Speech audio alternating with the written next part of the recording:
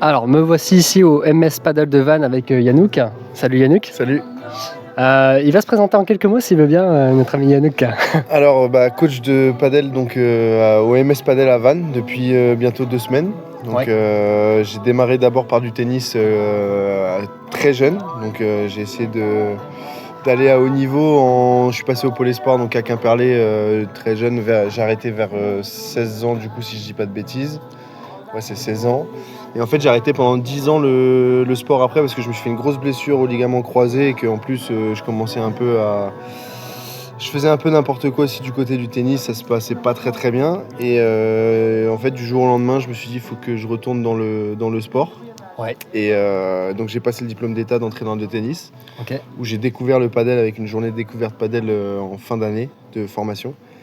Et en fait, j'ai commencé à jouer au padel comme ça. Et au fur et à mesure, j'ai commencé à donner quelques cours. Et puis, en fait, j'ai commencé à vraiment prendre du plaisir. Beaucoup de plaisir à entraîner. Donc, j'ai basculé après sur le padel entièrement. Okay. Et donc, j'ai entraîné à Saint-Brieuc ensuite. Et là, me voilà à Vannes. Super. Qu'est-ce qui te plaît le plus dans le paddle, contrairement au tennis ? Alors, je dirais le côté ludique.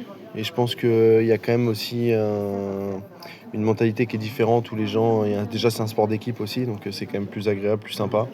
Ouais. Et donc, je pense que tout ce mélange-là fait que le padel aujourd'hui est plus en vogue que le tennis en termes de visibilité. En tout cas, je trouve qu'on entend plus parler de padel que de tennis un peu partout. Exact. Et est-ce que tu peux nous préciser ton classement actuel au niveau du paddle en France et aussi peut-être... si tu veux bien enchaîner avec ça, ton objectif éventuellement par la suite.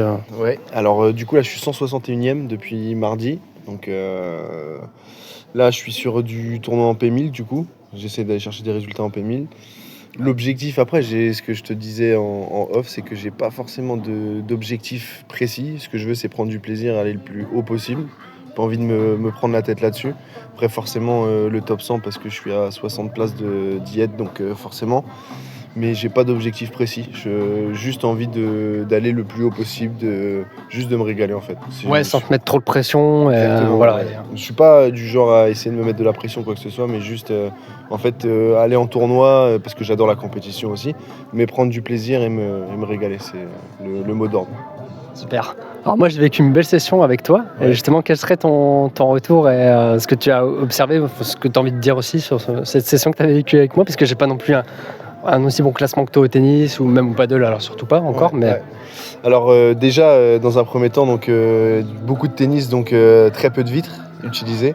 Ouais. Mais je trouve que la progression s'est bien faite parce que quand même les joueurs de tennis ont une facilité avec la raquette. Forcément le sport de raquette aide.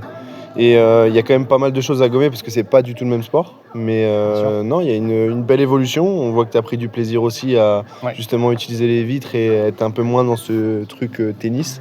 Donc non, je pense que c'est une belle séance où tu as une belle évolution, tu as progressé. Et je pense que si moi je t'ai vu prendre du plaisir, c'est ce qui me plaît aujourd'hui avec les élèves que je peux avoir en cours. Donc voilà un peu mon ressenti sur la séance.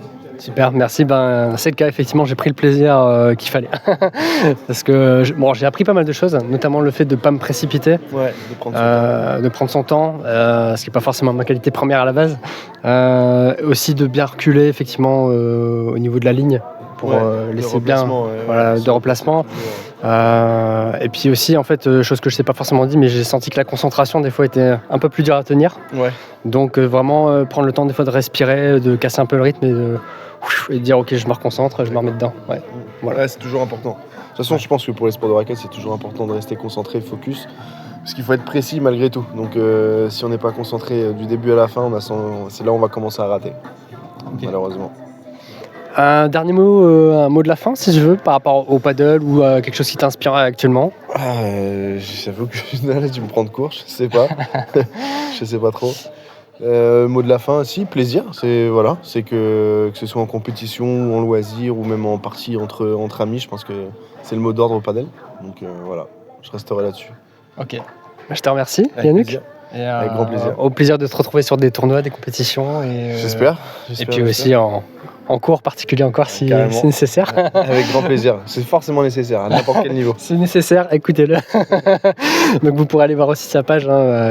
Tu postes quand même quelques trucs des fois sur Instagram ou... Oui, j'essaye, mais bon, après, je suis pas spécialiste des réseaux. Je reste actif, mais je suis pas là pour faire du contenu. Ok, ça marche. Merci à tous pour votre écoute et à bientôt.